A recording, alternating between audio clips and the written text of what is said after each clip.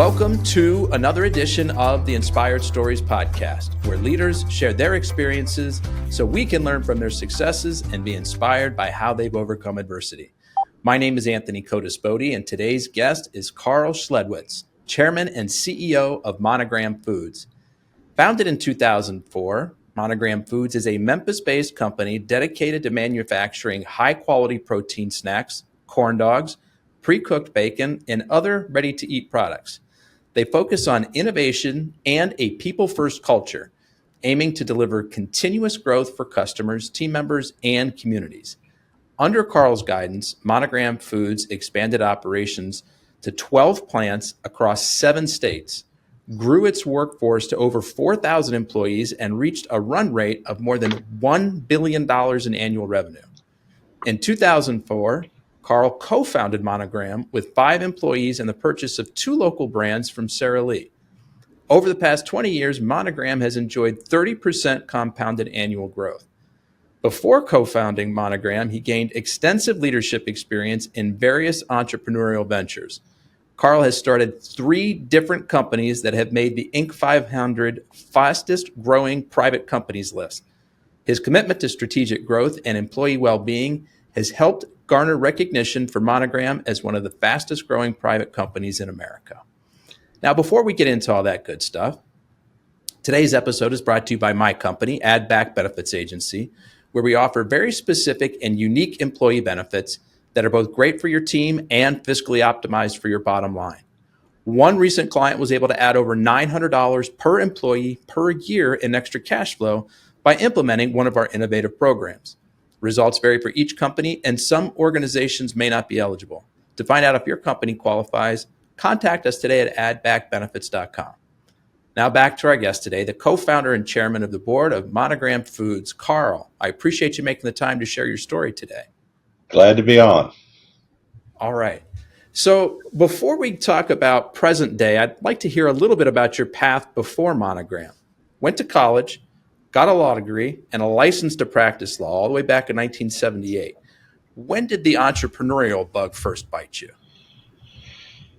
Well, the entrepreneurial bug bit me when I was a teenager, and my father, who passed when I was 18, was an entrepreneur himself, and so I think that might have been part of the genes that he passed on. But I mean, I remember when I was in Boy Scouts, the first time I went to scout camp, everybody wished they had candy bars and stuff, which they didn't sell at the commissary. So the next year I took a locker box full of candy and set up a sign and sold candy, to the fellow, and I had a captivated audience to the fellow troopers, and would not be going and doing all the stuff because I was running my camp hour, tent hours, and made tons of money. And when I was in high school, I'm so much older than probably most of your audience, but when integration hit in the late 60s,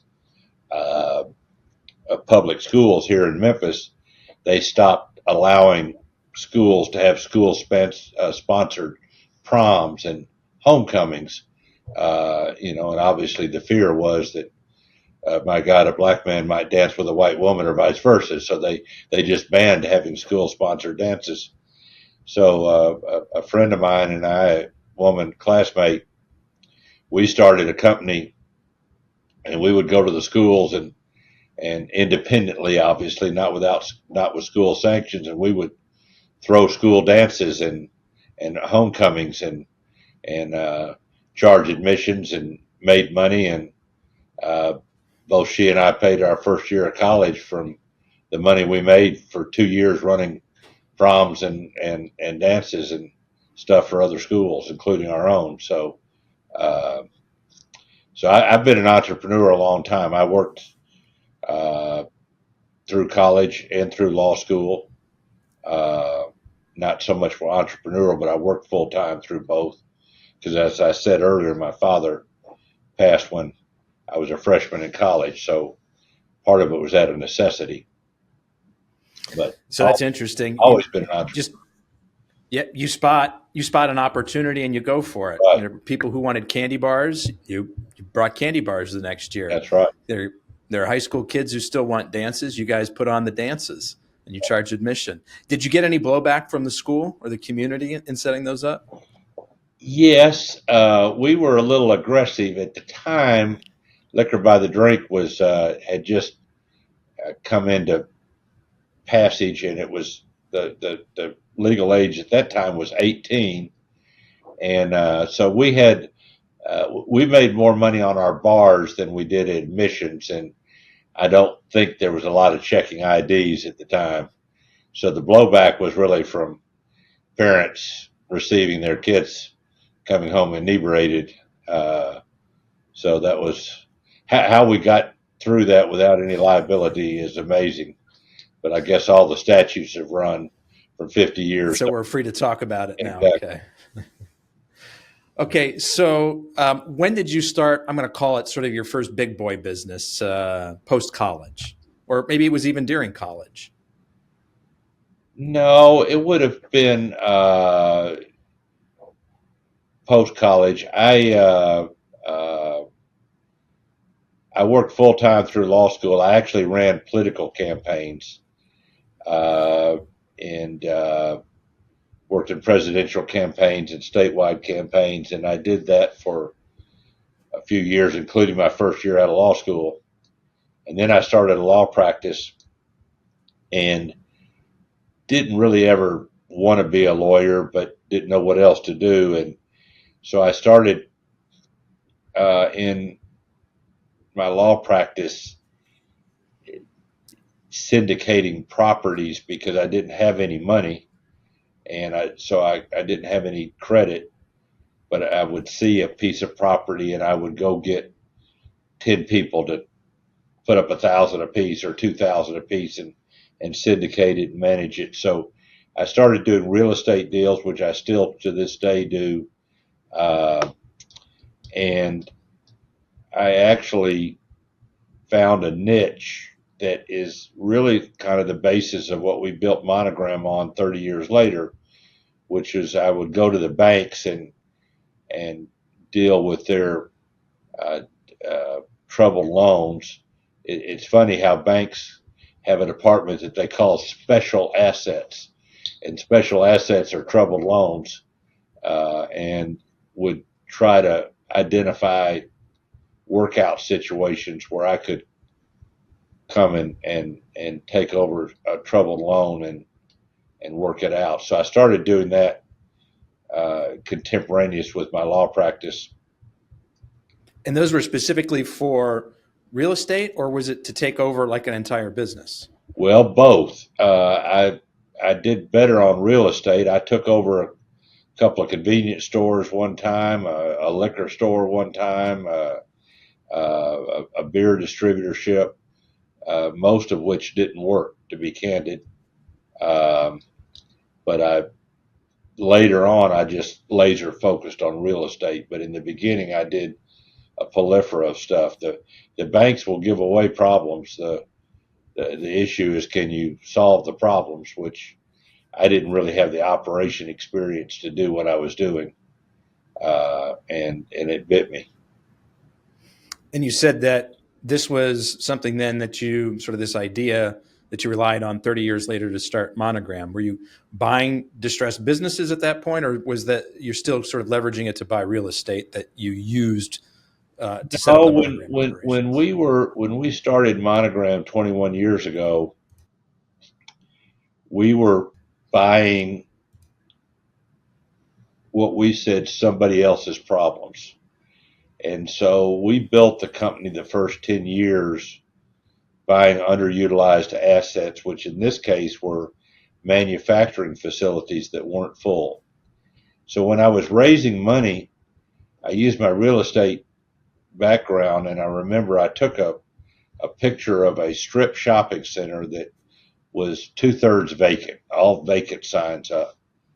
And then I photoshopped and said, okay, if you turn those vacancies into tenants, grocery store, credit union, barber shop, nail salon, whatever, you take that exact same piece of real estate If it's full of vacancies, you can't hypothecate, you can't borrow against it. It's got a negative value. You fill it up with creditworthy tenants, and instantaneously it's worth exponentially amount more. So we were going in the first 10, maybe a little longer than that, going and buying factories that were 50% or more vacant. And the parallel that I would talk about is the tenants that we would go get would be our co-manufacturing partners or our major retailers that we were doing private label for, whether it be Kroger or Walmart or the ConAgras or Tyson's of the world. And just like when you're redoing a shopping center to take a vacancy and attract a tenant, you typically do tenant improvements. You change the facade, you finish it out, and you make it attractive for someone to come and want to lease that space. Well, what we would do is in these factories that were over half vacant, that when they're over half vacant, they have the overhead is greater than their revenue, and so they're losing money typically. And you fill that plan up, and it changes. But the tenant improvements we would do is go buy new equipment, automate equipment that would allow us to go get a private label or retail customer because we could be competitive. It was the latest, greatest way to make corn dogs or to assemble sandwiches or slice bacon. And so our tenant improvements was the equipment. And so was it hard for you to get the clients then that to sort of fill this new capacity? Well, sure, it wasn't easy. I co-founded this company with a gentleman named Wes Jackson, who he's younger than I by about 10 years, but he had spent his entire career in the food industry. So he had a very good Rolodex and a very good reputation that opened a lot of doors. And that's, half the people we hired early on were people that he had dealt with earlier in his career. And so that's how we got a lot of doors open. So this is Monogram's the third company that you've had on the Inc. 500 list, right? What were the other two? How did those come about? Well, the first one was a chain of pawn shops. I had, in my legal career, I had a client that owned a pawn shop, and he called me one day. He said, I got to sell the pawn shop, and I need you to get it out of my name. And I said, well, why? And he said, well, I'm applying for I'm part of a group that's starting a new bank, and we got an application to the FDIC for approval, and I think it'll look bad for me to have had a pawn shop, own a pawn shop while I'm applying for a new bank charter. And I said, well, okay, let me see if I can help you sell it. And I said, when do you have to do it? He said, by Friday. And this was like on a Tuesday. I said, well, we don't have a book together. We can't sell it that quick. He said, well, I want you to buy it. I said, well, I don't have any money. He said, well, I'll finance you. So within 3 days, I owned a pawn shop, and I later sold it to a public company. There was actually 3 public companies at the time that owned pawn shops, New York Stock Exchange companies. And I met a young guy that was 30 years old that was an accountant by training that had been an auditor on the pawn shops and then had gone to work for this chain. And I was so impressed with him. And he is an entrepreneur extraordinaire. His name is John Thetford. He's written several books and is a speaker. He's now started 5 different chains. But I was so impressed with him, and he said, "Hey, I've got a dream of replicating, and I can do it better than this company I'm working for, and start pawn shops." And I said, "Well, I could raise the money." That's what I did, was raising the money. And he quit, and we raised the money to start a chain of pawn shops, and we grew it to maybe 80 or 90, and about 2/3 of them were de novo, where we would start from scratch, greenfield, and about a third were acquisitions. And my role was raising the money and helping, and he too,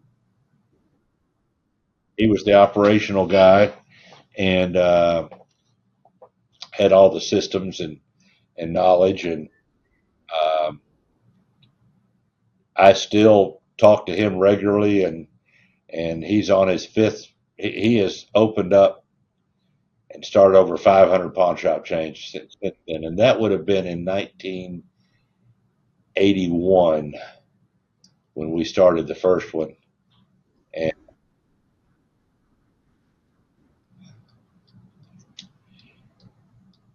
you know, the biggest myth in pawn shops is people think that it's where people take stolen merchandise and get an advance against it and never come back. The reality is the pawn industry is the bank for the unbanked. The painter who, when he comes and gets a chance to paint your house, the first thing he does typically is says, "Hey, I need $1,000 deposit so I can go buy the paint and stuff," and up front, and then you pay him the rest at the end. Well, the reality is a lot of times he's taking that $1,000 to go get his ladders and stuff that he's pawned out of hock, because he didn't have a job in between and he had to keep living until he got another job. So we used to conduct a pawn shop IQ test, and we would ask 4 questions when we were raising money to investors. And the first was, what do you think the average size of a loan is? The second question, I still remember this from 30 years, is what do you think the average interest rate that we charge is?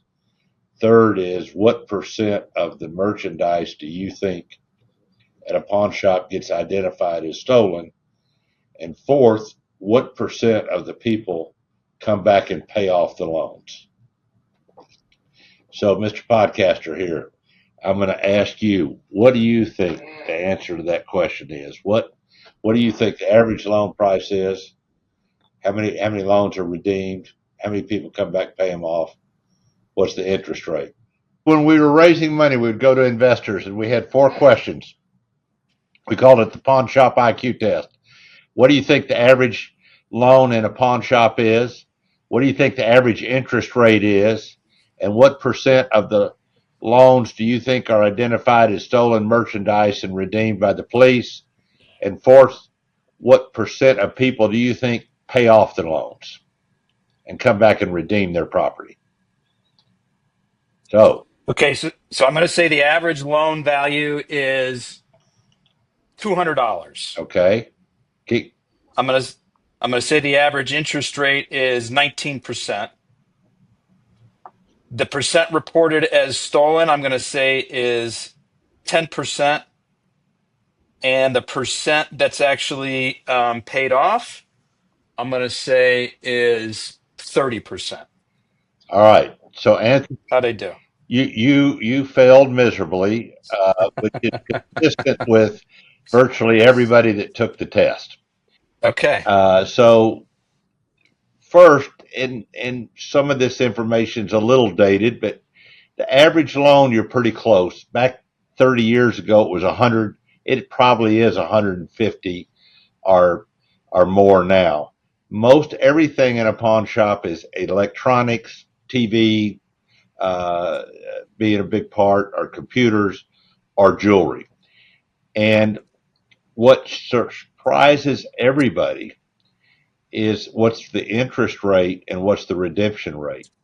The interest rate varies from state to state, sometimes community to community, but on average, it's 240%. Oh my God. So it's 20% a month. And so everybody says, oh, that's so usurious. But let me walk you through how it's not. Okay. Average loan's $100. So I am a pawn shop. I take your ladders or your TV. I have to store it, insure it. I have to send you notices. So the average bank will not make a loan for less than $5,000, and they will tell you that their typical cost of setting up a loan on the books is $50 to $100. So if I was only charging 19%, which is what you said, which is $19 a year, I would be lending you $100 loan, securing that, and only making $1.60 a month. And I'm having to send you notices and stuff. 50 cents. No, the math would never work. The reality, though, is for $20, it works for both sides. You can come back and you have now made an unsecured, non recourse loan. I mean, a secured but non recourse. There's no recourse. And you can pay $120 and you can get your TV and everything back. And you've used that $100 in the interim to make your house payment, your car payment, or whatever in between jobs or whatever. So as a result, because this is a industry that's taking care of the cash constrained consumer, 80% of the people come back and pay off their loans. Wow. 80%. And then the other thing that blows people's mind is less than 0.5% ends up being stolen. So first of all, you thought 30%, but just think 80% of the people are coming back and paying off the loans. Well, if it was stolen, you wouldn't come back and pay it off, right? So Right. now you're just talking about the 20% that default. But if I broke into somebody's house and I stole their TVs, tomorrow I could go sell it at any flea shop. I could put it on any social media site to sell. I could take out an ad in the newspaper and sell it with nothing. If I go to a pawn shop, which most of your listeners probably haven't, but when you go to a pawn shop, and most locales are this way, you are fingerprinted, your name and your ID with that TV and the serial number, and it's turned in daily to the police. Well, the only place that I would ever have my name and fingerprint and ID identify with that stolen merchandise is a pawn shop. If I sell it at a flea market or online or whatever, there's no tracing. So that's the last place I want to go. So as a result, it is not what the perception of what it may have been 40 or 50 years ago. So we got way off into pawn shops, but I raised tens of millions of dollars to start that pawn shop chain by getting people to fail the test just like you did, Anthony. And then they get intrigued, and then their eyes light up and go, "Golly, at 240% APR, I'm going to make a killing." The reality is, the three pawn shop chains that are public, they do very well, but it's not what you would think. And it makes more sense when you explain it like that, Karl. A loan has what I'm going to call a significant amount of sort of fixed cost in it, right? Right. And that kind of gets washed out in a larger, more traditional loan, so that the interest rate doesn't seem so high. I think Right. in a pawn shop loan, if you were to sort of chunk out like the fixed fee, right, Right. and then charge like a more normal interest rate, it would still be the same sort of net cost to the user, but it wouldn't seem, to use your word, so usurious, right? And that's why the public pawn shop chains returns are comparable to banks, because the dynamics of that are what you just said. There's so much front end cost of putting the money out. So anyway, that was my first major deal. There was a Hit the Inc. 500 fastest growing list, and yeah, you got it got up to number. Well, anyway, it was in the top 100 at one time, and then the I met through that. Uh, John Thetford introduced me to a gentleman. He's now passed. Ed Stanko was his name, and he was in the rent to own business. So rent a center is Aaron's Rent, you would think about, and it's the same customer many times that's in the pawn shop. The three C's, the cash constrained consumer, and so that was something else we started. We opened up 90 something rent to own centers along the East Coast and called Rent Right. And we later sold it to Rent a Center, which was a public company, still is. Um, and that got up to be in the number four on the Inc. 500 list one time. And so, am I seeing, is there sort of a pattern of Karl is the guy that knows how to raise the money, and then he partners up with people who understand the operational side of that business? Yes, absolutely. And what made you so good at raising money? Um, Good question. Perseverance is one thing because you get told no to a lot.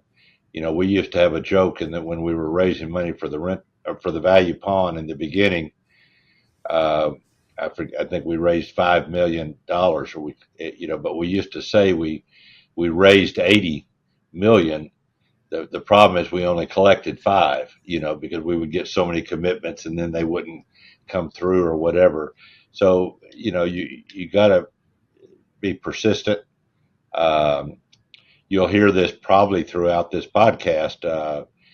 My signature line on my emails to this day is still the same. It's never, never, never give up, which is a Winston Churchill quote from World War II. If you look at my wall, which you can't see up on that wall, it's there. If you go to my house, the never, never give up. I modified it. If you go to my wine cellar in my home, it says never, never, never give up drinking red wine. It was just with my name by it, because everything else is just stealing or plagiarizing. Not plagiarizing. It's just Borrowing. the Winston Churchill quote. So being persistent and having a good story and making it a story. Uh, when you're trying to get people that have money to write a check, you only have their attention span for a short period of time, and you've got to be different. And for me, the pawn shop IQ test was a difference. For me, that showing the picture of the vacant building and telling the story of how we were going to grow Monogram by filling up stories they could relate to it and visualize and see it. So having a good pitch and working it and being prepared for it, and being, Where did you learn that? How did that come? that's, You just born with it? I don't know. That's a good question. I mean, I mean, some people like that's just how their brains are wired. Maybe they see that, and well, my dad was retired from the Navy, chief petty officer. He was and he sold insurance, and first he sold pianos and then he sold insurance and uh, uh, so he was pretty innovative. I think I learned from him a lot. he was a pretty good salesman. Yeah, he was He taught you some things before he you was a great passed. salesman. Yeah. Like I say, I was a month shy of my 19th birthday when he passed away at age 48, so I didn't have a long history with him. But Maybe some of it came about as just necessity. You're a Yeah, young guy, and you've got to figure out a way to earn pretty quickly. right. Yeah, there's some truth to that. So let's see. You guys purchased and relaunched the King Cotton and Circle B brands from Sara Lee. Tell me how that came about. Well, once again, when you get a reputation that you can raise money and you invest in businesses and real estate deals, uh, you get a pipeline of referrals. And there was a guy that had started Monogram a year or so before we came along in 2004, and he was actually doing something entirely different. It's hard to believe, but in 2004, 2003, uh, a company like Sara Lee did not have a .com. You could not go online and buy a Sara Lee cheesecake. That was only 23 years ago, but it was at the forefront. And this particular entrepreneur had come up with an idea to take advantage of Memphis being home of FedEx, which at that point was not true today, but in 2003, if you sent a FedEx package anywhere in the world, it came through Memphis. And so it was a good distribution point. And so he went to Sara Lee and said, hey, let me be your distribution arm. And he also had a gifting idea, which once again, he was a little ahead of his time, but he said, okay, copying the Harry and David's or Omaha Steaks, he was going to have the Sara Lee Cheesecake of the Month, all kind of ways to sell Sara Lee products. And he was very active in, some people call it the trinket and trash industry. Others call it specialty advertising. But, when you get a baseball cap with the name of your insurance company or a ballpoint pen or a ruler or whatever, and he was big in that network and had Kroger as one of his big customers and others. And he came up with an idea, hence the name Monogram, to go to a business. What's the name of your insurance company again? Adback? Adback. Mm-hmm. Adback Benefits. Go to Adback Benefits and say, okay, Anthony, every time you sign up a new customer, send them a thank you gift, which would be a box with a cheesecake in it, and it would be monogrammed, hence the name on the front.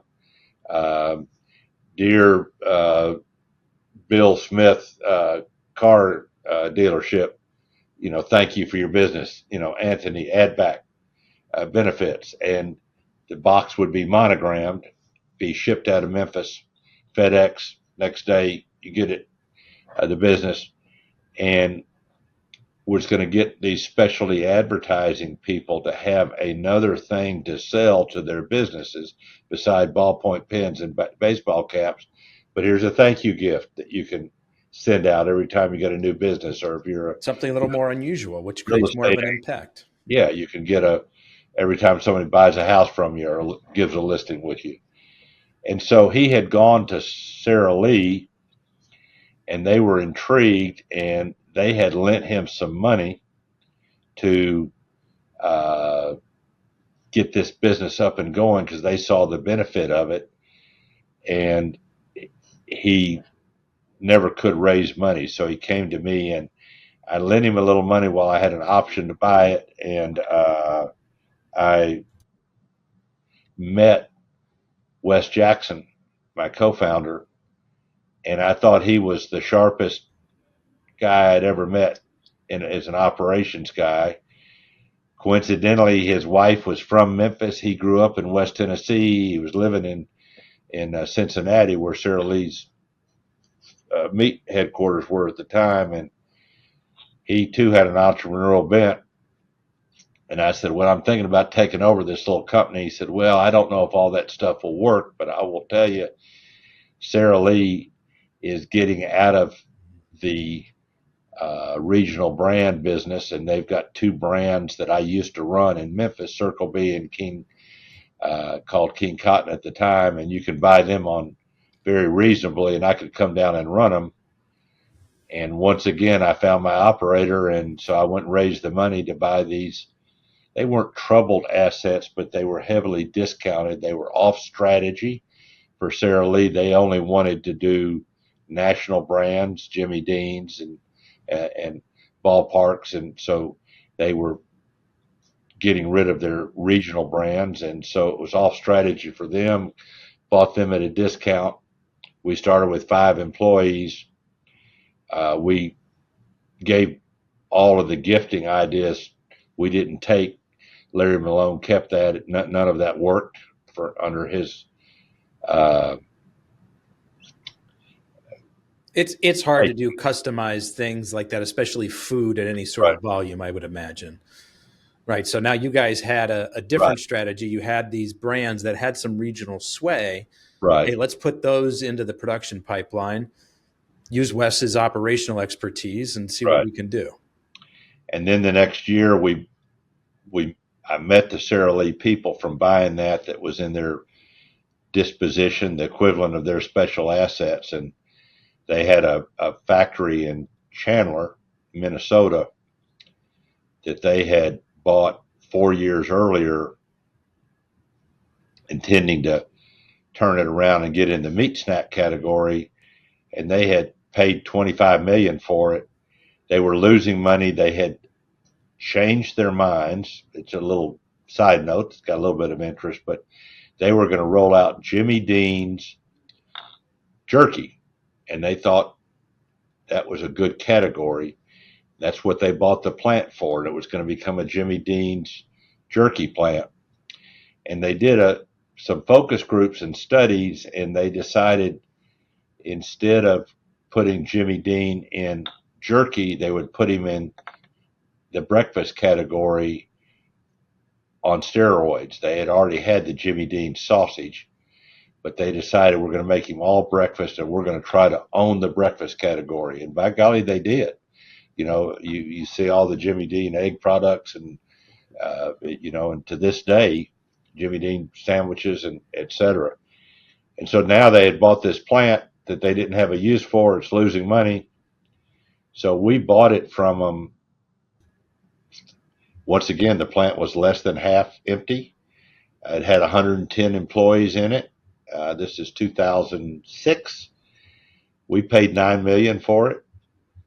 They had paid $25 million for it in 2001, and we filled it up. We got other business to go into it, other customers, and then we kept replicating that. Now, I was going to say you did that multiple times, and each time, is it like a distressed or an undervalued asset that you're acquiring? Yeah. Yes. That's your specialty. You look for something that you can get a deal on. That was the specialty for that was the strategy the first half of our 21-year journey. The last 10 years has not been that. We have been trying to not buy distressed assets. They take so much time to turn around, and once you get to a certain critical mass, it makes it hard. So we don't rule it out, but we don't really look at distressed assets anymore. But it bode us well. It was the right strategy for the time. It was a great way to get you started. Right. And then once you got sort of to that halfway point, you stopped looking for those value assets, those distressed assets. Were you then starting your own locations from scratch, or were you still doing acquisitions? A combination, but more organic growth than acquisition growth. And so how would you describe the landscape of products and services that Monogram offers today? So we have $1.5 billion revenue, and it's divided into 3 divisions. One is bacon, which we have 2 plants. One cooks the bellies and slices raw bacon. The second plant gets the bellies from that first plant and makes pre-cooked bacon. So if you were to go into, and I've got to be careful because our customers don't like us telling their name, but we would recognize some of these brands. yeah, if you went into one of these national coffee chains or fast food chains, many times we're providing the pre-cooked bacon that goes on their sandwiches. And if you go into a retail store, we might be making their private label. And the other thing we do is co-manufacture. So we make product for other people's labels. So if you look at any of the public companies, and we do business with most of them, but if you look at the Tysons, the Hormels, the ConAgras, you'll see that they, depending on the company, they'll make anywhere from 50 to 90% of the products they make themselves. But they will have other people make 10 to 50% of what they sell. Why is that? Why do companies use that strategy? Why not keep it all? Why not one extreme or the other? Keep it all in-house or farm it all out? Well, there's a variety of reasons. One is, let's say company A has a small amount of meat snack business, or they're gonna try to get in meat snack. They can't justify having a factory for that small amount, so they'll co-man and they'll be at a factory that's got 10 other companies doing it. Another is speed to market. Sometimes you say, hey, we're going to come out with a new frozen appetizer product. We do this all the time. Well, it takes 18 months to build a factory. And so if they don't have a factory that can do it, they'll have somebody else do it. Speed to market, innovation, economies of scale. Now, more and more times they're doing it because they want the capital investment to be off their balance sheet. And so there's a variety of reasons, but co-man is growing. More and more of the big companies are having more of their portfolio co-manufactured by somebody else. Do they typically just do that when they're starting up a new product line? And then if it's successful, they'll try to bring it back in-house to get some more economies of scale? Or not necessarily. Once it's running smoothly with Monogram, like let's just let them keep running with it. And they also want redundancy. So, for example, we make a corn dog for a national brand, and they have their own corn dog plant, but they don't want everything under one roof. They like the safety and security of having a secondary location. So that can sometimes be a benefit, and then it can flex too.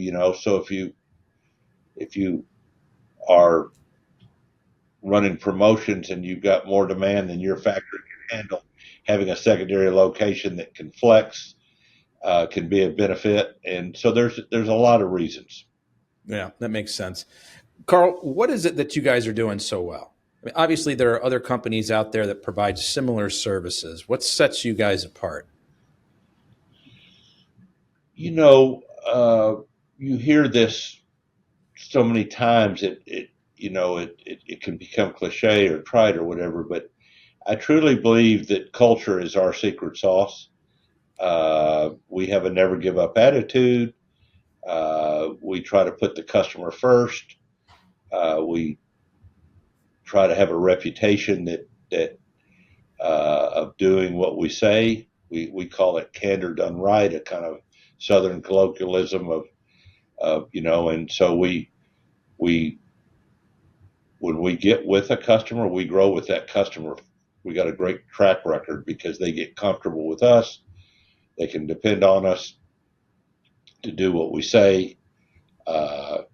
Food safety is critical in this space. You can imagine if you're, uh, uh, and I've already mentioned it, just so example, we don't do any Jimmy Dean products, so I don't want to do it. But if you were Tyson and you owned the Jimmy Dean brand, uh, it's a it's a $1 billion brand, and they don't want just anybody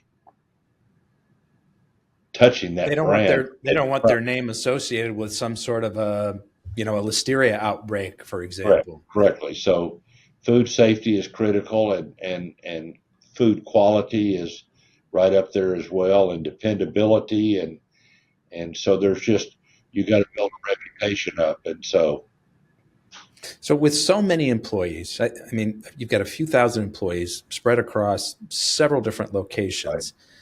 How do you instill and build that culture across such a diverse set of workers?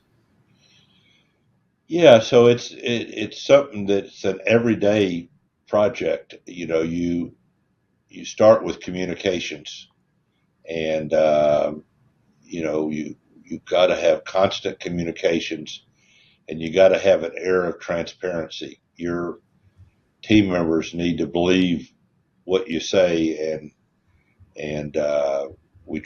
we have a goal not to have any secrets or surprises, and so you know I tell people this isn't, bad news is not like wine. It doesn't age well. It's better to get the bad news out and get it over with, and let everybody know, because if it's held back, then people think, well, what else are they holding back? Or, and then it becomes a surprise. So, uh, trying to be no secrets, no surprises, constant communication, uh, and getting everybody to believe in the values. We have behaviors that we value, and they're not just on placards, which they are everywhere, but we start meetings out a lot with them.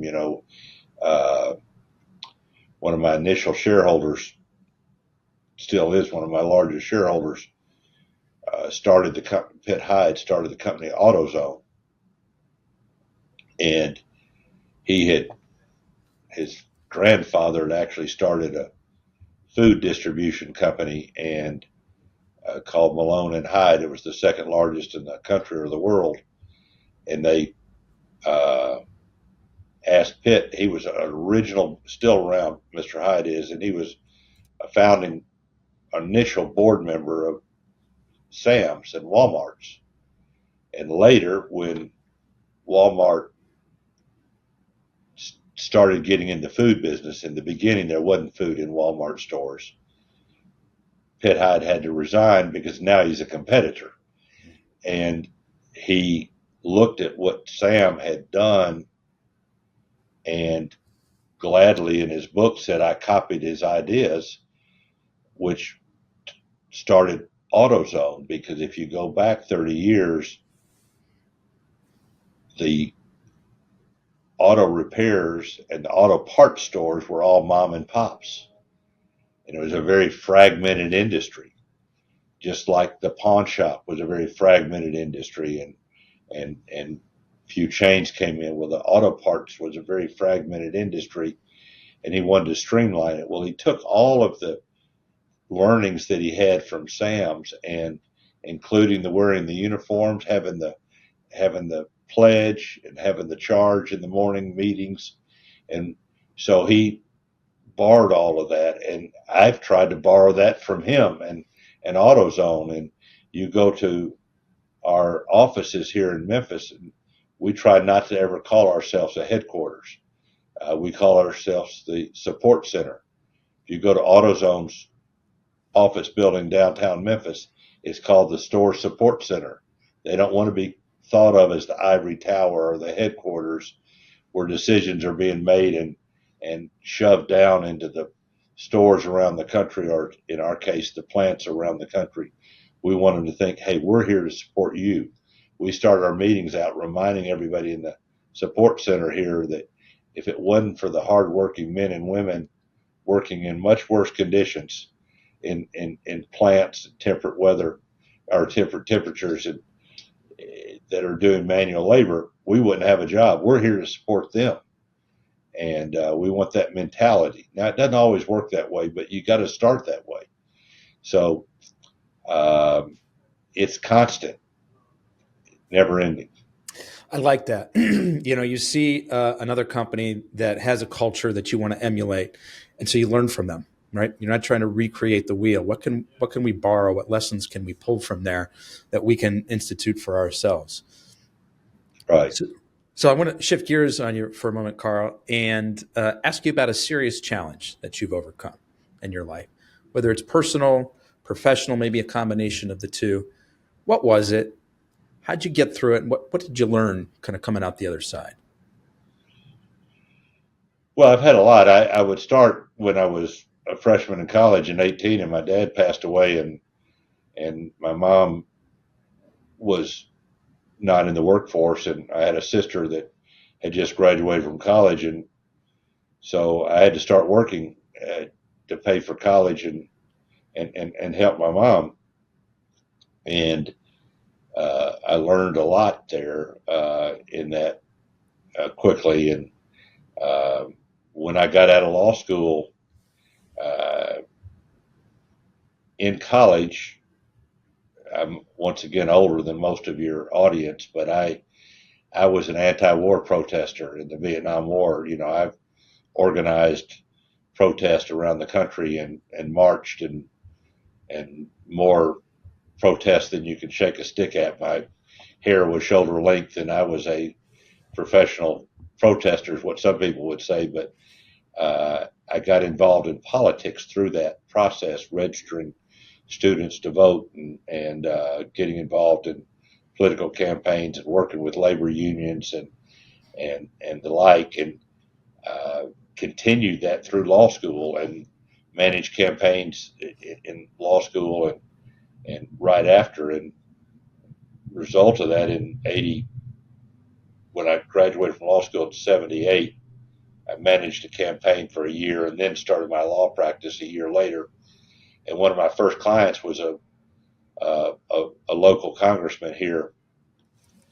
Your viewers would recognize his son if you watch Fox, Harold Ford Jr., because he's the lone Democrat on Fox News, the number one watch program in America, opposite sports.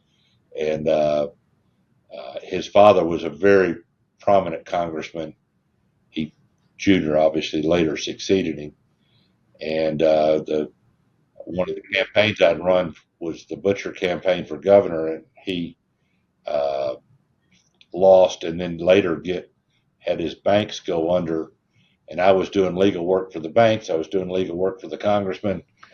And next thing you know, I get caught up, and the congressman gets indicted, and I get indicted as a co-conspirator because I had been his lawyer closing his loans. And that started in 83. First indictment was 86. One trial lasted 5 months. One trial lasted 3 months. I went through 3 trials.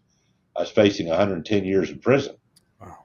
And so I went through some rough times. And then in 80, it's still going on. In 85, my wife gets diagnosed with a terminal disease that fortunately was a misdiagnosis. But we went through months of thinking she only had 2 years to live. So I've been through some adversity. My mother used to say, adversity builds character. And I finally told her, I said, we got enough character. I don't need any more adversity. And so I took my fundraising talents, whatever I had them, and raised money for my own legal defense. I mean, I had to spend, my lawyers were on my case 16 years. So from 83 to 99, I was fighting my legal problems while at the same time I was building businesses and in a very high profile legal situation with a sick wife. So never give up was bode me very well. You've got some battle scars, I Carl. do have battle scars. Yeah. So you're building businesses. Your wife gets a terminal diagnosis. Fortunately, later proved to be incorrect, but in the moment, that's what you're believing it to be. And your name's being dragged through the mud. You've got Right. these court cases going on. Like any one of these things is enough to like fully consume or occupy or bring somebody down. What were your sources of strength during these times? How did you get through all of this chaos? Well, I remember my father was a uh, disciple of now I'm forgetting his name, Carnegie, and the power of positive thinking. And I read that book in high school and in college, and my father used to take those motivational quotes and put on his bathroom window when he shaved in the morning because he said he knew he had to knock on 10 doors for every Prudential life insurance sales he made, you know, and it isn't easy. He would say, coming home one day where you knocked on 13 and you got 13 no's. And so he was believed in the power of positive thinking, and he preached that uh, the Dale Carnegie and all of the I'm forgetting the name, Dale Carnegie courses, but also whoever was the author of the power of positive thinking. But so I would like to think that I kept my commitment to positive thinking throughout all of it. I also had a goal to never get bitter. It would have been easy to hate the prosecutors. And I used to always believe that if you let bitterness sink in, that they had won. And so I was always trying not to be bitter at those who I was going up against. But hey, listen, it's the power of positive thinking. And I think uh, it's something that you can learn. I don't think it's uh, given that it's just something you inherit. Uh, no, we all know we don't like being around negative people. So one of my things that I've told people as I've tried to build these businesses is I don't want to hire anybody with a negative attitude. Uh, and if I do, I want to get rid of them quick. I think it was Rick Pitino uh, used to talk about building his basketball teams. He called it the brotherhood of the miserable.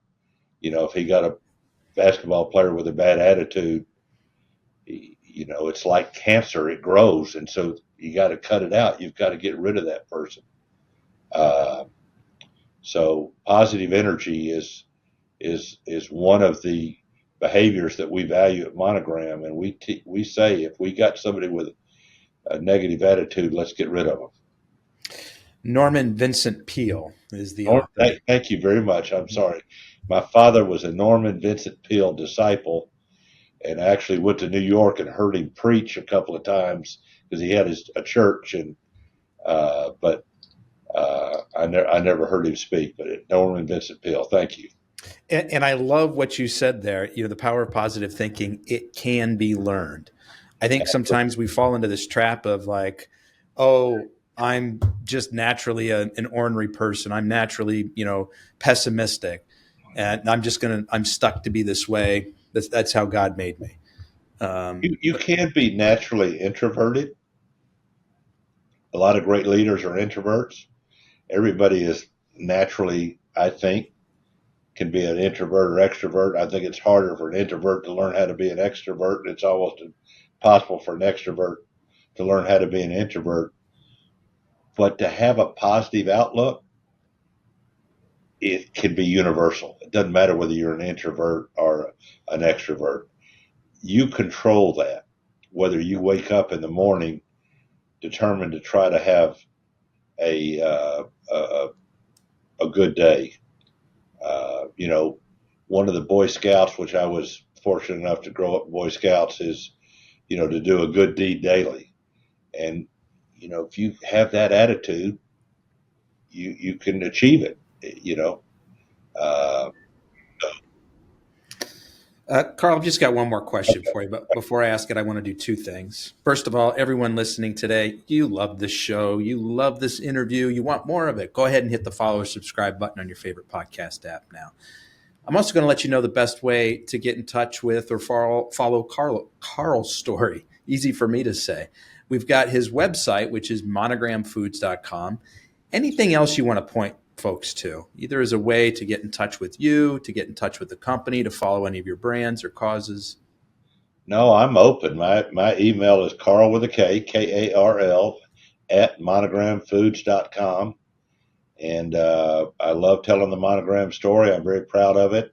I'm transitioning to chairman of the board. Going to be announcing my successor in the next week or two. It happens to be a he,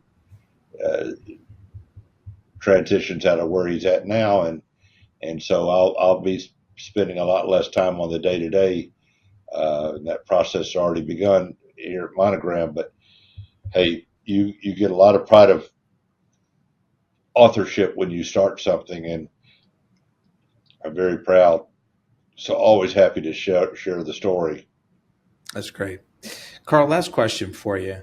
As you look to the future, obviously your role is going to change somewhat, but still very passionate about Monogram. What is it that you're most excited about for the future of the company?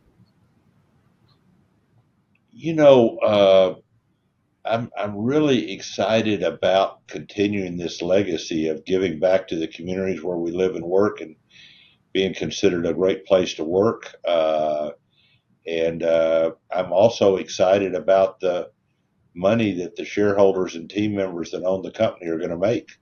I don't mind being bashful. I'm a capitalist, and so I enjoy making money and enjoy making money with and for other people. So that excites me. When we've made a lot of money so far, and we're going to make a lot more. That's great. And Karl, I want to be the first one to thank you for sharing both your time and your story with us today. I really appreciate it. Well, and I'm going to look up what add back benefits does, because every company can benefit from finding little ways to make a little extra and have a competitive advantage. And it sounds to me like that's what you're offering people. So hats off to you as well. I appreciate that little plug there at the end, Karl. Right. Thank you. Thanks. All right, folks. That's a wrap on another episode of the Inspired Stories podcast. Thanks for learning with us today. Appreciate it.